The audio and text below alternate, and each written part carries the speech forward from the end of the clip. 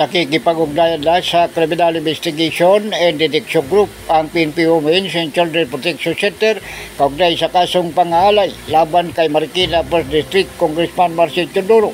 Ito'y matapos maghain ng kasong rape by sexual assault at act of lascivious business sa Department of Justice o DOJ.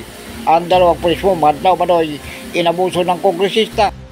Ayon kay Women's and Children spokesperson Police Major Sari Vanessa Disio, mahigpit silang nakipag-ugnayan sa Criminal Investigation and Detection Group kaugnay sa kaso. Ito'y para matiyak ang kaligtasan ng dalawang pulis.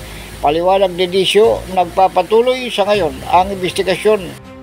Mari namang itinanggi ng kongresistang si Teodoro ang aligasyon na anya'y walang batayan at bahagi lamang umano ng isang politically motivated attack laban sa kanya. Ang mga akusasyon niya ay malisyoso at hindi totoo, walang sapat na basihan at intensyon umano na sirain ang kanyang reputasyon.